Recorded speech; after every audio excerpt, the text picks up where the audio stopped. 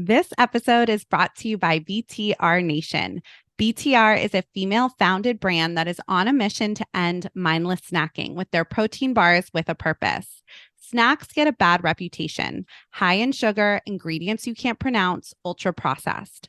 But what if you had a snack that checked all the right boxes? A snack with a purpose. Because when we snack mindfully, when we honor our bodies, our hunger, our snackiness, we transform our mindset.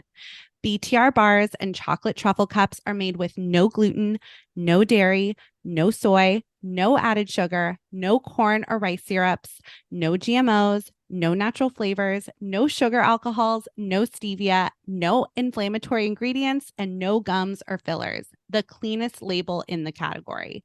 They only use ingredients that you can pronounce and adaptogenic superfoods like reishi, lion's mane, and cordyceps. They also taste delicious. I always have the peanut butter chocolate chip bliss bars in my cabinet, and Erica doesn't go a day without having the dark chocolate truffle cups. Besides the many delicious snacks to choose from, we love the story of BTR. Founder and owner Ashley Marie found inspiration in an unlikely place at an unlikely time, at the hospital cafeteria. When both of her parents were diagnosed with cancer, her life turned upside down as she became their caretaker, and her own nutrition began to suffer. Ashley was devouring protein bars when she could, as many of us do, to fit in a meal or a snack. Most of the bars she quickly discovered were filled with sugar. After her parents passed away, she founded a bar brand based on their family mantra: be bold, tenacious, and resilient. If you want to try BTR bars and truffle cups, you can save 20% on your order with code Courageous Wellness, all one word, at btrnation.com. You can also find this link in our show notes and Linktree on Instagram.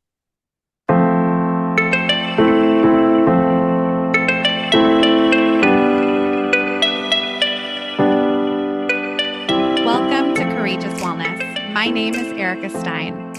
And I'm Allie French, and this is a podcast about individual journeys within wellness and how to navigate it all. After Allie experienced a cancer diagnosis in her 20s, and Erica went through a self-love journey, we created a platform to interview real people from all walks of life that have combined all types of practices.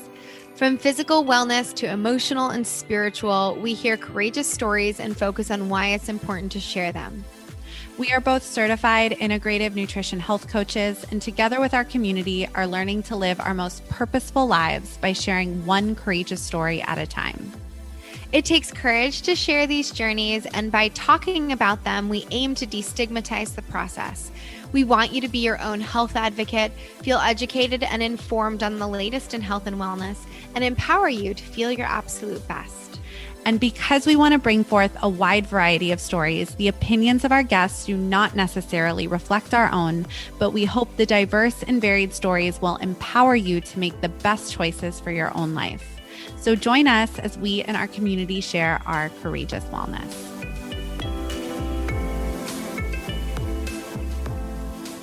Hi, everybody. Welcome back to Courageous Wellness. We have a fun episode this week with Maegan Brown, also known as the Baker Mama. And we talk all about her new book. But before we get into that, we're going to do our weekly updates. And Erica just got back from a trip to New York City. So do you want to kick us off with your update? Yes, I'll give a little recap. I had so much fun. If you've listened to some of our recent intros, I talked a little bit about some of my plans, and we just had a total blast. We did, all of the fun New York things. We ate a lot of food, like really good Italian food, really great bagels, lox. Yes. All the good, lots of Italian food, but so much walking. I think that's what's so great about New York is you walk so much. Like we were doing like 20, 30,000 steps a day. My friend lives in Brooklyn, and I had never spent too much time in Brooklyn, and I loved it. We spent a lot of time in Williamsburg and Greenpoint, and we went to an amazing Italian restaurant in Williamsburg called Lilia that apparently is really hard to get into. So go, my friend. But it was one of the best meals of the whole trip. It was just lived up to the hype, exceptional. And we did like a little Halloween party. I got my vampire share moment. It really came together. I was really pleased. But it was really fun. I think the best part of it is we realized this is one one of my best friends, but we met in college when we were 18 and now we're 35 years old. And of course, we haven't had this time together probably since before the pandemic, but really like this type of giggly sleepover fun probably since we were in college or our early 20s. And so it was so nice to kind of get to relive that phase of life again and just have fun. Like we would get in bed and cuddle at the end of the night and like turn on Taylor Swift and different music and just like sing, and it was just a blast. We made a bunch of TikToks and it was really good fun and definitely much needed and definitely came home refreshed. I was really homesick. I know I was telling you that I was really surprised at how homesick I am, but it's a great thing to be homesick, but I really missed my husband and my puppy and I'm happy to be home and now in like full fall vibes. It was great. So it was great. That's my update. How are you doing, I'm Allie? really glad you got that time away. I'm good. So one of my little updates is a sort of like a wellness hack. I think it's funny because it's been kind of trendy, but I actually tried it and shockingly positive results. So I actually was originally kind of introduced to the concept of castor oil when we talked with Amy Raup, she's a fertility specialist, but castor oil can be used in the abdomen area for help with period cramps, inflammation. And I was having some cramping that was uncomfortable for the last, I never had cramps, but then for the last couple of years, I would say, whereas at least one day of my cycle, I would feel really inflamed and had to go for the Advil. And I was like, I didn't want that. So I did some castor oil packs and with a warm water bottle where you put some castor oil in your abdomen below the belly button. You can also do some gua sha massage. Amy has some resources if you're interested. And you can do it at any time if you're not in an active trying to conceive window. But if you are someone who is in that space, you'd only want to do it prior, between your period and your ovulation, in the follicular phase. And so I know we focus a lot on hormones on our podcast. So anyway, I was going to try it for my cramping and I did it. And I did it 1 month, only one time in the beginning of the month. And then when I got my period, 0 cramps, for the first time in a couple years. And then I did it again this month, 0 cramps. And so it didn't take much. I did it a few times this month, but I just was like, oh my gosh, it was life-changing. So whatever it is kind of broke up any of that inflammation. Sometimes we don't know if we have any endometriosis or whatever might be causing that inflammation and pain. Highly recommend. So obviously this is not medical advice, but I'm just giving you my own experience with it. Yeah. And and there's plenty of videos and resources. Definitely seek how to do it with a professional but it's actually not that hard. You just rub it's just messy. Yeah, it's actually less messy than I thought. Everybody's lay it on a towel, and yes, you want to because it's very thick oil, very thick, but it's not gonna drip off. No, I've used it when I had arm pain, shoulder pain, and I had, I was dealing with all of that. I had someone tell me to do castor oil packs they were like, oh, it'll clear it up in days. And it didn't work that fast, but it really helped the pain a lot at the height of it. And so I'm a huge fan of castor oil packs for any type of pain or inflammation as well. And make sure you find an organic castor oil, which you can get anywhere. And that's really not that expensive too. So definitely. And glass bottle too, I was told, a glass bottle. Yeah. Organic. Or you can I think it's you don't want to use electric heat. So at least so Amy recommends a hot water bottle. I have it with, it's a rubber one that I use, but I put a towel down so it's not right directly on my skin. The old fashioned hot water bottles that are kind of floppy. Yeah. But I've just been told try not to use maybe on your arm, it's fine to use the electric thing, but if you're going to do it on your abdomen, that makes sense. Don't plug in all your little organs. All your little organs are down there. And and it can be uh not like a laxative per se, but it can definitely like stimulate digestive stuff. So that's just something to be aware of. Warning. Little Warning. warning. So that's our kind of that's my little wellness hack update. We But have a great anyway, episode. we have a Yeah, good episode. we have such a good episode today with Maegan. So let's get into it. Today we welcome Maegan Brown, also known as the Baker Mama. Maegan shares easy, family-friendly recipes, creative food boards, spectacular party spreads, brilliant little bites, and a glimpse into everyday life as a wife and mom of 4 kids. Maegan started the Baker Mama blog in 2012 with a single recipe for peanut butter chocolate chunk cookies, and now it features hundreds of original recipes and creative meal and snack ideas that she makes regularly for her family and friends. In addition to the blog, Maegan is also a best-selling cookbook author of beautiful boards, spectacular spreads, and her newest book, Brilliant Bites, released in September. Today, we have a great conversation about Maegan's journey in the kitchen, creating recipes, and time spent in the kitchen with her family. We hope you enjoy. Hi, guys. Before we get to today's episode, we want to share how excited we are to offer our community 20% off their first order at Sakara with code XOCourageous. We have been big fans of the company for years, and the Sakara Life organic meal delivery program is based on a whole food, plant-rich diet that includes fresh, nutrient-dense, and delicious ingredients. It's perfect for those weeks you need a refresh or don't have time to meal prep.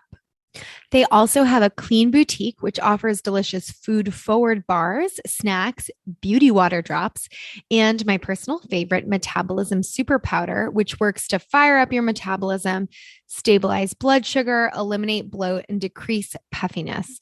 The naturally rich, low sugar, dark chocolate flavor is perfect for smoothies or simply mixed with coffee and nut milk.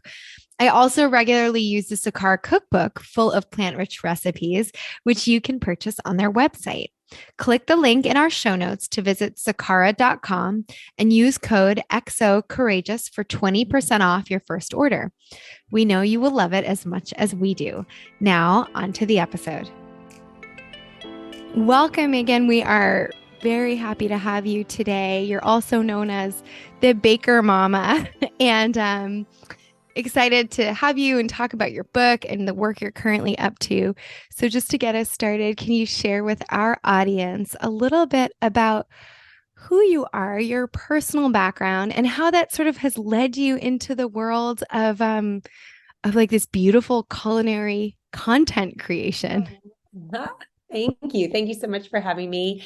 Yeah, I mean, I fell into it. That's where we'll get to in the end. But yeah, Maegan Brown, also known as the Baker Mama, and I've been the Baker Mama now for 11 years, which is a long time, and just amazing how much can happen in what is really a short time. So I grew up we moved around a lot, but we settled in Oklahoma when I was in grade school. And grew up there, and now we live in Texas. I am married to my husband Brandon, and my best friend, and also a fellow foodie, which is really fun because we get really creative in the kitchen and have a lot of yummy meals together as a family. So that's amazing. And then we have 4 little ones. We have a 12-year-old boy and twin 10-year-old boys, and then we have a 7-year-old girl. So they're growing way too fast as well.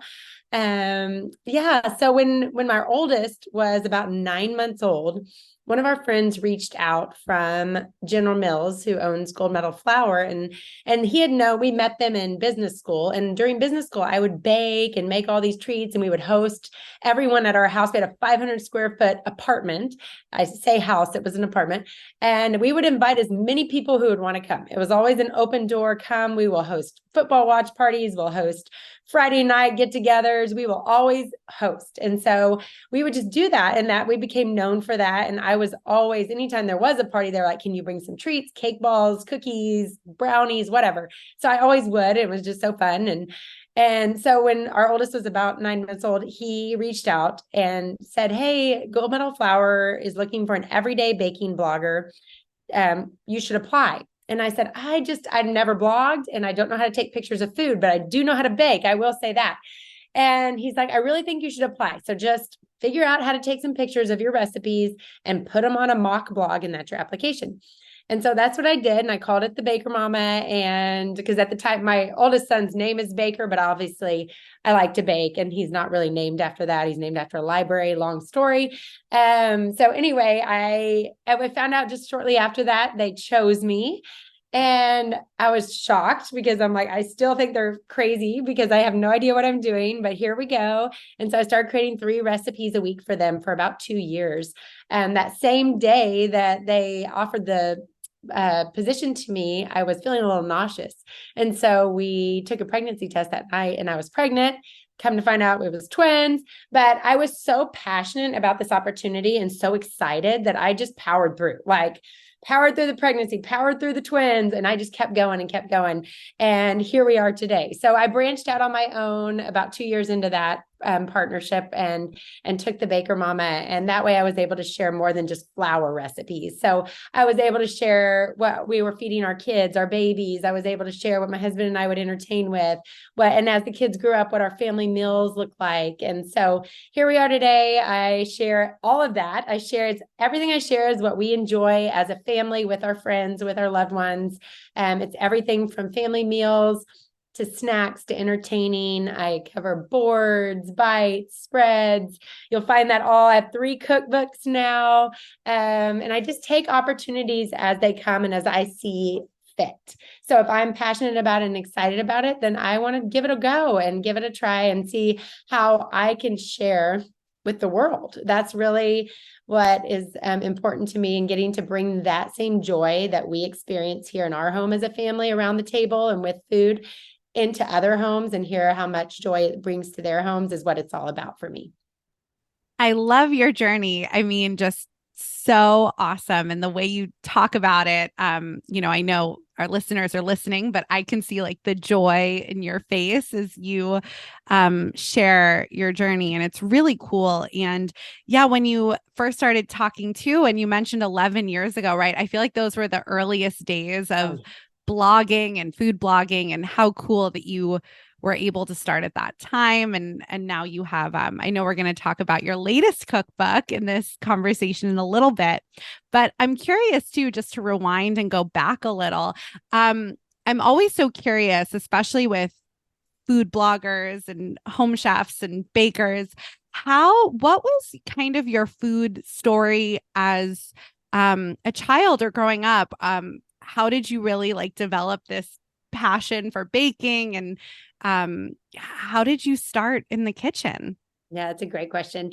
I grew up in a home that does the same. My parents loved food. They loved hosting. There was always a homemade meal on our table. We never ate out as kids. I did grow up in a small town in Oklahoma, so there weren't a lot of restaurants to go to, but my mom and dad made our meals pretty much from scratch every single meal. So I just truly appreciate that. My parents had a wooden lazy Susan in the middle of their table that they would serve all our meals family style on, and they still have it there today. So now it goes to show it really rubbed off on me. I was in the kitchen with them all the time. My mom was actually a home ec teacher, so that even shows you even more how much she was into cooking. And I learned how to make, Rice Krispie treats in junior high with her in the classroom. But I took on that passion of cooking and entertaining. And my sister, who's 2 years older, has no interest in cooking. She will go buy everything prepared. She brings the salad from Whole Foods. She'll bring the fruit, whatever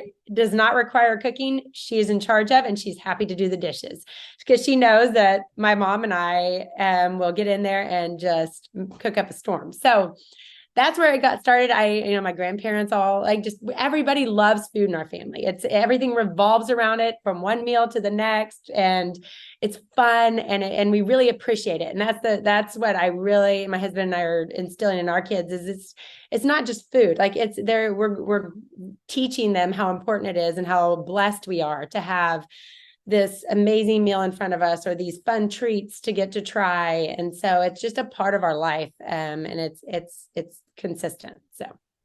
Yeah, I love that. And we've talked a lot on this show about cultivating, we're very food positive. We do have Eric and I are both integrative nutrition health coaches, but we have a very food positive view and what food can do for us, and including, which you talked about a little bit earlier, like the joy that it can bring. And you clearly have a very creative, artistic approach to the culinary arts. And I think when you can, especially from a young age, like really become comfortable in the kitchen, or at least observe other people in your family, like preparing foods and having that kind of connection to our food, I actually think that can be an incredible component to cultivating a healthy relationship with food and having the appreciation, as you were saying, and also really like a component to even health because of the relationship we can develop in the kitchen from an early age. So I think it's actually like even an empowering conversation to like get kids in the kitchen, even if it's not every night, just some of the time. Yeah. Yeah. And I talk a lot about that. I was like, our kitchen is always open. It's the heart of our home. We want our kids to come in and help and observe or ask questions and just really get to know it. Some of them do it at different, we go on like a roller coaster. Some are very interested at times and some just like, give me food on the plate.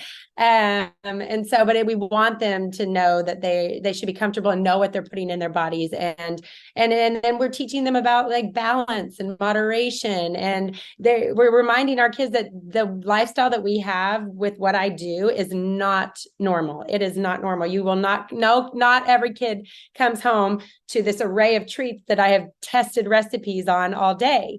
But we do get to remind them, like, you get a bite of this and a bite of that. And you know that tomorrow you're probably going to get another bite of this and another bite of that. Like that is, you don't have to just gorge it all at once or feel like you're never going to get that treat again or that meal again or whatever that may be.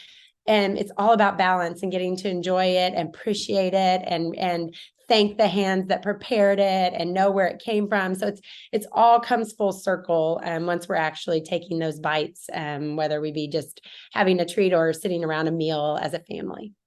Yeah, it's really cool the way you talk about it too, because I feel like, through the work that you do, but I think this is more common now too, is really like teaching that kind of intuitive eating from a young age, right? Where if you know that you can have, like a bite of something, nothing is like, ooh, like you hear those stories of, my mom has stories. She grew up in like an everything was off limits home actually. And she would go to her friends' houses and go nuts, right? When she would be there. And that's so common, I feel like, for so many people. Yeah. Yep. I tell that story all the time, like at birthday party or at a sleepover, you see the kids who are hiding under the table with every bit of treat. I mean, they're literally like just hoarding it. And I'm like, that kid doesn't get any sugar. Of course, I go and try to, change the situation. But ours are completely satisfied sometimes at night with 3 M&Ms. Like, yeah, because they know they're going to get a treat again. Like it's not the last sweet or treat they're ever going to get. Same with French fries or whatever that may be. That's kind of has this reputation of being a unhealthy food. Right. We really try to say like, that's fine. We can get French fries, but we're all going to share them. We don't need the large French fry that comes with the burger. Like we just are, it's a model that we're just trying to teach them that everything is okay in moderation. We want you to enjoy it. We love it too. We want it too. So you have to learn that. So it's really, it can be very powerful, I think. And I was thinking too, like, as I was going through your newest book is called Brilliant Bites, for anybody who is wondering. And it says 75 amazing small bites for any occasion. So it's sort of like these canapes or, like these tiny bites, but truly for every occasion. You have holidays in there. It was really fun reading through it. And I was just wondering, like, from this, I guess this is more a creativity and artistic question, but there's just so much variety. Like even just in this book alone, you have 75 different options and recipes. How do you've been doing this for 11 years. How do you find inspiration still to come up with like these highly creative recipes do you ever like, I imagine, you know, writers get sort of writer's block sometimes, like in all of the creative arts, we have these ebbs and flows of creativity. And so I'm curious, like, how do you find inspiration to create new recipes? Yeah, that's good. Okay, so my brain never shuts off when it comes to that. And it's very food focused. Like I can be creative with like I'm obviously I can create a beautiful tablescape for a party, or I can create, you know, a cute little thing for my daughter to wear to whatever. If I need to, I'm crafty in that way, but I really channel my creativity toward food and how it's prepared and serving it. And I want it to be approachable, and I want people to be able to successfully recreate it. So that is my kind of brain all the time. I have a running list in my phone on my notes, probably of 200 recipe ideas. And I literally have to talk myself out of going to the kitchen to create something. Like I'm just constantly like, I want to go and do that, but I have all this other stuff I have to do. And so that's just where I'm at. Like I haven't tapped out on it yet. It's almost to the point of like, I'm just frustrated that I don't have more time to create more. So, and then it's narrowing down those ideas, especially for a cookbook, to bring it all into one. I mean, I would have shared 300 if I could have, but that's not, you know, feasible. And so that's, you know, I find inspiration everywhere. It's just, I will see something even just, on a menu at a restaurant or on a TV show that's like, oh, they, you know, I'm trying to think of a good example of one, or I'll see a combination of foods like the steak frites bites in Brilliant Bites. I love steak and French fries together. I think it's just a great combo. My husband begs to differ. He thinks that steak should just be steak and you get your salad and that's it or whatever. But I think that's just such a party perfect appetizer when you're not planning to have a huge meal like a steak dinner. And so it's stuff like that just I'll see something or taste something and it'll just spark a combination or an idea or a vision of how something should look. And I just want to run with it. And sometimes I literally have to go and run with it. I will, if I had an idea right after this, I would go to the store, I'd get what I needed and I'd come back and test it. I love that. I mean, your passion, you can feel the passion as you share. And I think that's really cool because I feel like so many, like it's a big barrier to entry, I feel like in the kitchen sometimes, because you're like, well, even myself, because Allie is the cook. I am more of the baker. Like I love to bake and I never actually get sick of baking. But when it comes to like actually cooking, I have like a handful of things that I can make on rotation. And then I make them on rotation and then I'm like, oh, let's just go eat out or let's go get takeout. Cause right. So I'm a big user and lover of cookbooks and blogs because I don't have that kind of creativity or talent, to be honest, because I feel like it's such a talent to be able to do this. Yeah.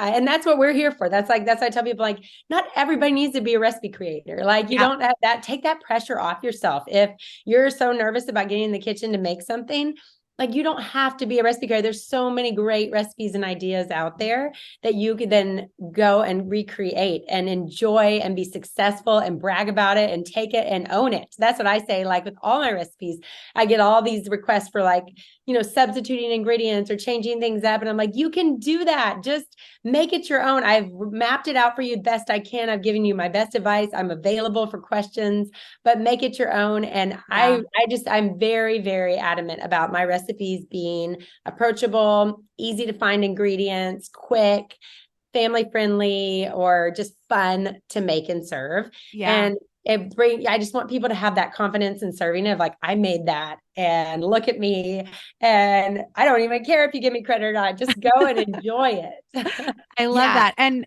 I was going to say too, like my favorite way to eat, like I love a little bit of everything. Like I love, like when you go to a party. And so I just love a little bit of everything. And so these bites are like, I think this is right up my alley personally. And they are so family friendly, but I feel like, Allie and I are millennials. And I feel like for millennials and Gen Z as well, there's like this nostalgia that a lot of this generation, I feel like has more than any. And so even if you're single, I feel like some of these things, I feel like, right, like I'm, like jack-o'-lantern mac and cheese bites or Santa hat pancake stacks, or, they're so creative, they're so fun, and they're nostalgic, right? Because it's like these things that I feel like we really appreciate more. And I think everyone just appreciates that kind of joy in these foods, but they're so creative and delicious, but they're not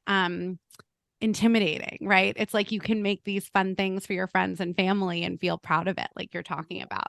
Yes, and anyone truly, like no matter whether I have so many like older people down to little, young kids who are enjoying it. So it's truly, there's something for everyone, and everybody, again, it comes back to everyone loves food. Everyone loves to come together around it. And so it's just a fun way to create and serve it.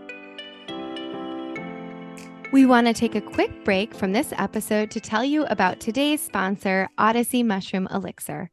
Odyssey contains 2,750 milligrams of lion's mane and cordyceps functional mushrooms that have been shown to increase brain function, mood, memory, and boost energy. With Odyssey Mushroom Elixir, there's no need to settle for a drink that's full of chemicals and empty calories. The flavors are delicious. There are caffeinated and uncaffeinated options, and I love to use it as a mocktail at parties, as an afternoon pick-me-up. And while I love all the flavors, my personal favorite is the sparkling dragon fruit lemonade. If you want to try Odyssey Mushroom Elixir, you can take 20% off your purchase today with code CWPodcast, all one word, at odysseyelixir.com. And all of that information can be found in our show notes or link tree on Instagram. I know that you did a book all about boards in the past. I'm a huge board maker. Oh, yeah. Even before, I have to say, like, even before boards got super trendy again, it was just like, it's such an easy thing to do, especially when you're entertaining, like a spread, and then people got so incredibly creative with it too. But one of the things that is so cute, and I was like, oh my gosh, these are so beautiful. You have little charcuterie board cracker bites in this Brilliant Bites book, and I was just like, oh my gosh, this is so clever because you get all those flavors in one bite. I mean, it's pretty incredible. But I guess my question in this is, how do you kind of get the inspiration for the theme for the cookbook? Like, what on this, for example, this time around, why did you decide small bites is the thing for this particular book? Yeah. My books they're quite the collection because each one kind of builds off the next. Boards were definitely Beautiful Boards is my first one. And that's just, I was at the very beginning of that movement, that board movement. And it's my baby. It is just out there all over the world. It's in 5 different languages. It is truly all over the world. And I just love that because people are being inspired, and it's a beautiful way to serve and eat. And there's not a lot of cooking involved.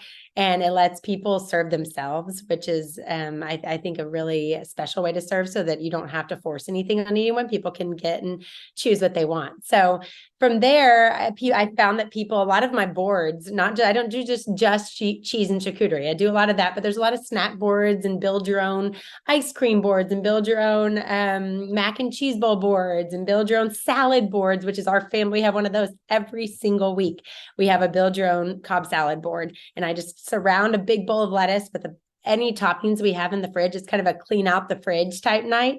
And it has proteins and veggies and all this stuff. And we just build these big salads. So we eat a lot that way, of build your own, create your own plate, that kind of thing. And so that's what spreads, my next cookbook was all about, was spectacular spreads. And it's a spread of food for every occasion that includes meal spreads for the family, to holiday spreads, to party spreads, and just anything, dessert spreads, anything you could imagine. And within that, there are 250 recipes built. Every single spread comes with all the recipes you need to recreate the spread, or mix and match and maybe just make 1 or 2 from the spread. And of those 250, I would say almost half are bites. They're little appetizer bites, small bites, and people just are drawn to that. They're easy to make, they're cute, they're fun to serve, and everybody likes bite-sized food. Everybody likes to eat with their fingers. You don't need plates, you don't need utensils.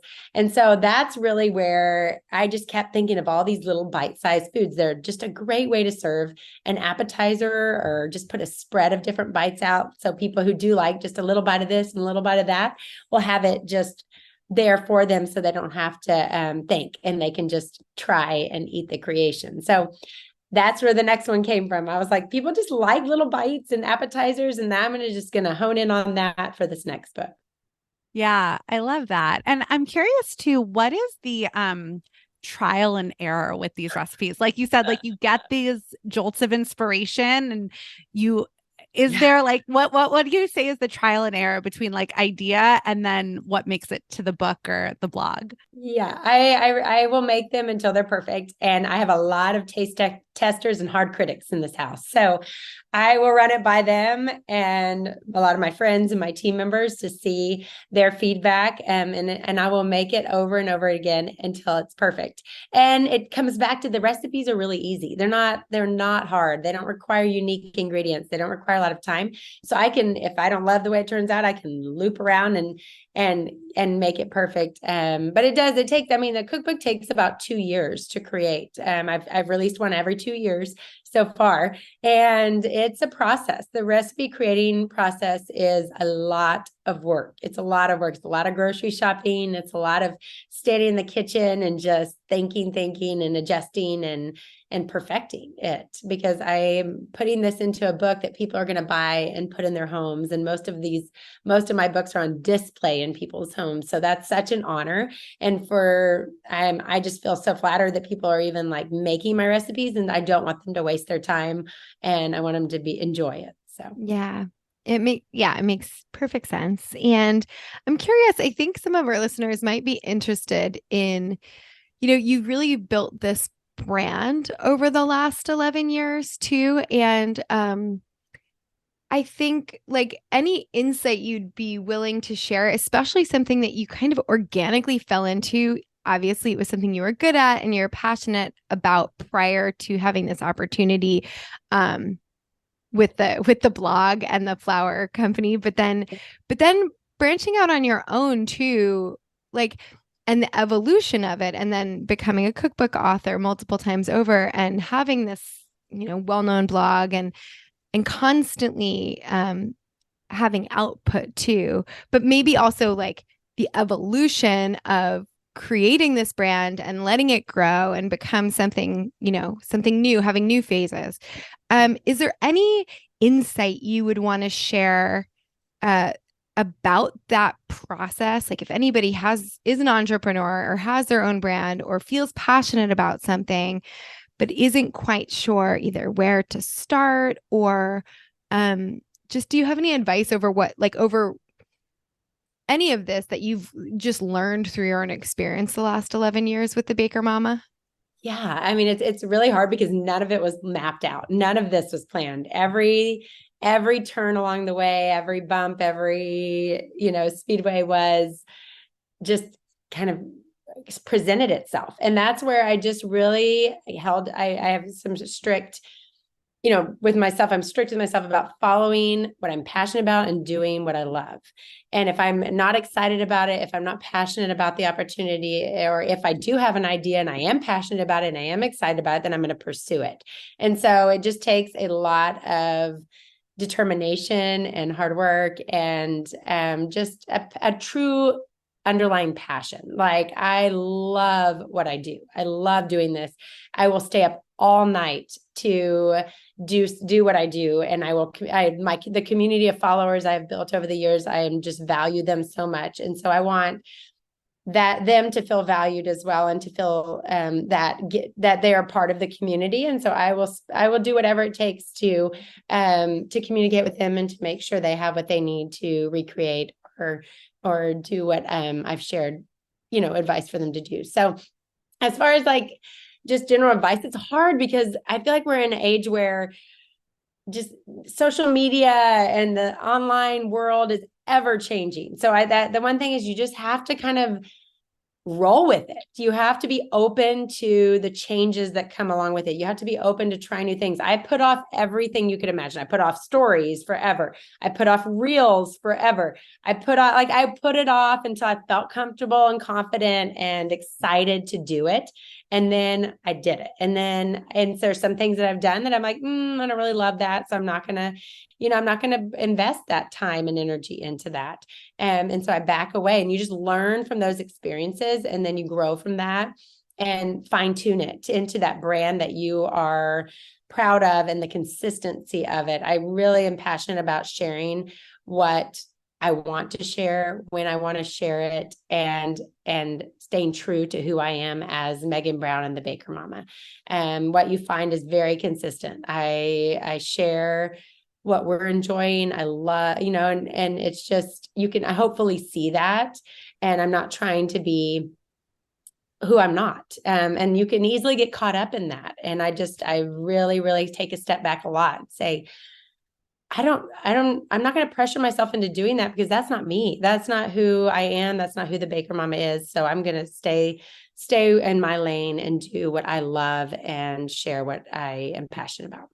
Yeah, I think that's great advice just in general, because I do think the internet, like especially in this online content kind of world, as you said, is ever changing. And there can be, even if it's like not really conscious, I think sometimes pressure, like, oh, they're doing this, should I be doing this? That kind of thing. And as you said, like just remaining authentic to what you care about, what you're passionate about, and what rings true for you. I think that can probably apply to quite literally anything, right? In life. It's so important. It's hard. Like it's definitely hard. And I know that it takes a lot of work and just a lot of focus to remind myself that, like, you know what, you have to, you just can't get caught up in that. And I've really, I get proud of myself for not trying to be like everybody else, and not feeling the pressure, not feeling like I'm not doing good enough, or I'm not, I am the Baker Mom, and people follow me for what I have shared and who I am. And I'm just going to give them that. And wherever that goes, and however that, whatever path that takes is how it draws out to be. So. Yeah. No, it's such great advice. And I'm curious too, because I feel like this comes up a lot with women and working mothers, especially, but this concept of like work-life balance, right? And you have 4 children, a husband, and a booming business, right? So I'm curious, like, what are your thoughts on work-life balance, and how, like, what does balance mean to you? Yeah, I mean, balance is my number one priority. I want to be there for everybody. I want to be I want to make everybody happy. I want to please them. I want them to feel my love and attention at all times. And that's hard. I'm not saying it's easy at all. I'm fortunate now that all my kids are in school, so I dedicate, that time, or I will stay up, like I said, at night. Like when the kids are home, I really try to be present, and family meals are really important to us. And then once they're in bed, I might have to get back to the passion of the Baker Mama that I have in me. So I think that's been my general rule, is to, my family comes first. So if there is a situation where I need to be with them and the Baker Mama takes the back seat, then that's what has to happen. I do have a team of 4 amazing women who work for me. And so I do have that pressure too, of like, I am they are relying on me for their jobs, and it's a very different job to work for. And so I do have that pressure of like, okay, I have to be there also for my team. And I just really come back to like, what is important, what I got to prioritize, what can take a back seat right now and what can't. And then I communicate that with everyone. I think that's so important too, is like, okay, Mama is in the middle of a really busy season right now because we're releasing this book, and I might be gone, here and there. So I communicate that with them, and they know, and they're so proud of me. And we get everything lined up as needed to make sure everybody is taken care of. It takes a village. I have amazing parents who help out. I have a babysitter who is amazing. So, and my husband is so hands-on, like we're an amazing team to make sure all the wheels are turning at all times. He has a very important job too. So, it takes a lot. But if you're passionate about it, like I would not do this if I could not balance it all. Like I would find a job that is a little bit more consistent and more, that I can control a little bit more. There's no day is the same. I do not have a set schedule every day that says at 8 a.m. I'm doing this and at 9 a.m. I'm doing this.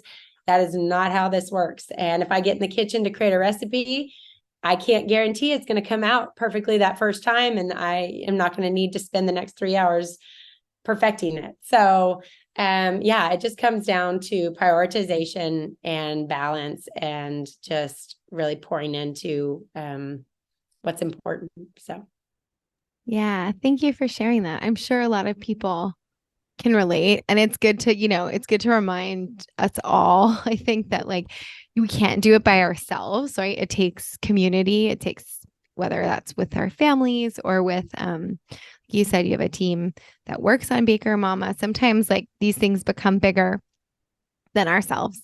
And so it takes a lot there, there's like the glossy sort of version of a brand, perhaps, like that we all see, but that there's a lot of moving components and a lot of people behind it oftentimes. So it's a good thing to remember. Yeah, and that's an important part to expand on. Like, I didn't have a team up until about a year ago. And my husband was one that really encouraged me to build that team out. Because I would stay up all night working on Baker Mom stuff. And he's like, this is just not healthy. Like, I know you love it and I know you're passionate about it, but there are parts of this business that other people can do better than you and that you can outsource to, and you need to do that. And so that, of course, has been hard for me just to give up, because the brand is me. And it's really, really hard to give up that piece of my mind or that piece of my self to let someone else run with. And so that part of has been really, really growing for me. But also the part that I love the most is being creative and connecting with my community. And so everything that I've outsourced is so that I can get back to doing the creative and the community part of the business, so that there's with a business, you have paperwork and you have all this stuff, that emails and all the stuff that you have to do. That's not, charcuterie boards and banana split bites. Like, it's not all in the kitchen. That other stuff has to be taken care of. So, that has been huge, being able to let go of some of it and let other people. And that was with parenthood too. Like, I was very much, my husband traveled when our kids were young, and he was gone 4 days a week when I had 3 under 3. And I thought I could just do it all myself, and sometimes I have to, because we were in a situation where we couldn't hire help. But then when there were, opportunities where someone would offer to bring me a meal or offer to watch my kids while I ran to the store or whatever that may be, I had to learn to accept that help. And that's been the same with the Baker Mama. So I tried to do it all on my own, but you can't. Yeah. Really. Yeah. I think really awesome kind of points for all of us to remember.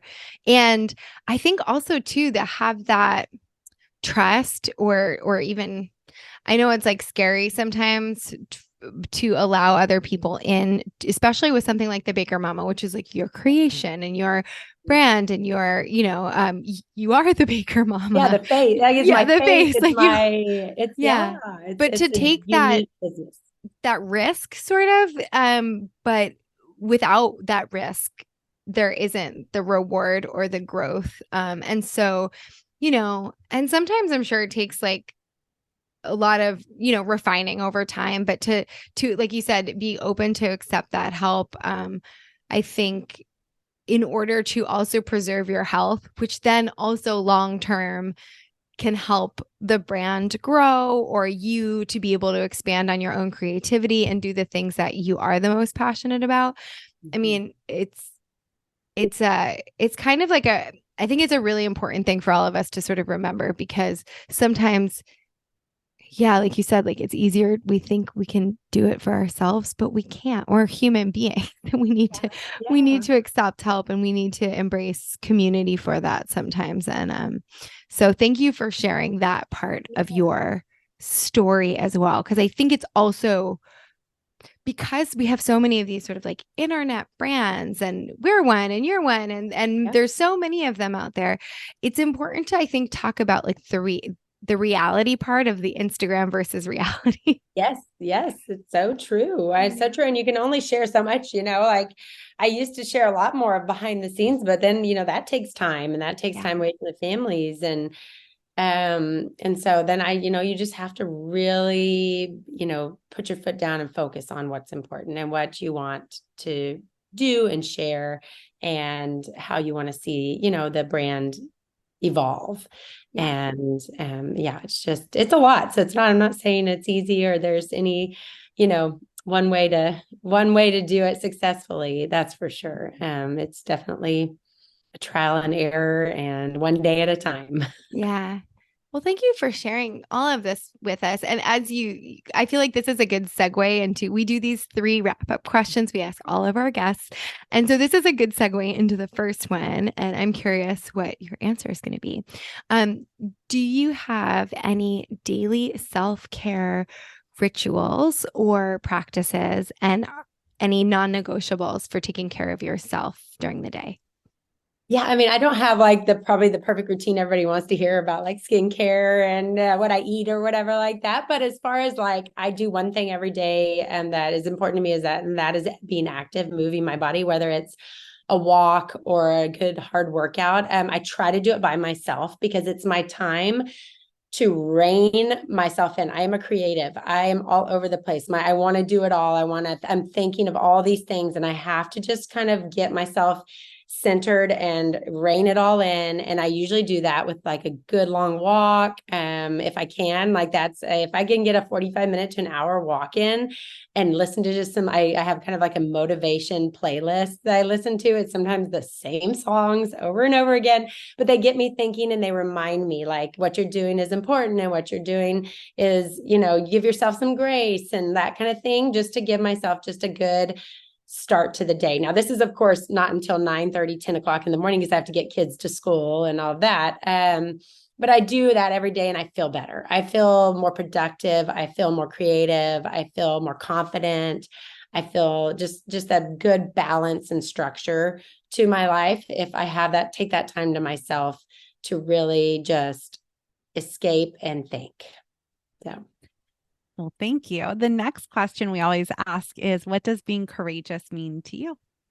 Oh gosh, I think it's like taking a chance and giving yourself, the permission to do what you want to do, follow your dreams, like just really give yourself that permission and that pep talk to do it. I think, and then do it. That's my biggest advice to people who ask, like, what do you recommend I do? I said, just do it. Like, share what you want to share, get out there and do what you want to do. And the worst that can happen is that you decide it's not for you and you move on to that next dream. And so, yeah, I think it's just taking that chance and then just having confidence in yourself to succeed at it. Because if you do have that confidence, more than likely, more times than not, you are going to succeed. So, yeah, thank you. And then, so the final question is, it can be on any topic, but do you have a book that you would recommend to our audience? Just something that's meant something to you personally throughout your journey. Yeah, I thought about this. I wish I had more time to read. You know what I say? I always say like, I don't have time to read, but I do. I just don't make the time to read. I need a week-long vacation on a beach with no kids to read. But the most recent one is a book called Creativity Unlocked. It's written by Chris Lumry, who I now know him because we've talked a little bit in depth about his creative work in this book. And it hits home for me because I am so creative and I have to really channel that in the right ways and really keep that creativity in line. And I have to understand it and use it in certain ways. And so that book was really insightful and just inspiring for me as a creative person. And I found that it was just comforted me in knowing that, yeah, I do have a brain that kind of thinks a little bit. I'm not differently, but it really is it's a unique way of thinking all the time. And it's busy. My brain is busy in that way. So that really helped me hone it in and gives me permission to do it, just to like, let it go, let the creativity flow and just follow those ideas and passions and see where it takes you. And find joy in it. I think that was another big part of it, is like, find the joy in it, find the peace in it. And so, yeah, I found that, and I reference it a lot. It's more of it's a motivational read, but also a very like read you can reference and turn back to. Thank you. That's such a great recommendation. And I love that. Yeah, joy is so important too to remember, to bring into our lives every day. So thank you again for everything you shared with us. If anyone wants to find you, follow you, buy your books, where can they do all of that? So sweet. You can find me on thebakermama.com and on all social channels. I'm out there. I love sharing. So Instagram at the Baker Mama, Facebook, Threads, YouTube, we're out there. And you can buy my books anywhere books are sold. So online and in store. I'm so proud of that. They are out there. I love that independent bookstores carry it, Walmarts and the Targets of the world carry it, and then these cute little boutiques all around the world carry them. So go find yourself a copy and enjoy. Thank you, Maegan. Thank you all so much. It was a pleasure. Thanks for tuning in to another episode of Courageous Wellness. Tune in every Wednesday for a new episode featuring a different guest each week. Subscribe, rate, and write us a nice review. And you can also follow us on Instagram at Courageous Wellness, or get in touch via our website, www.courageouswellness.net, where you can also find additional info about our health coaching services, virtual group events, newsletter, and more. Until next week, I'm Allie. And I'm Erica, and we're Courageous Wellness.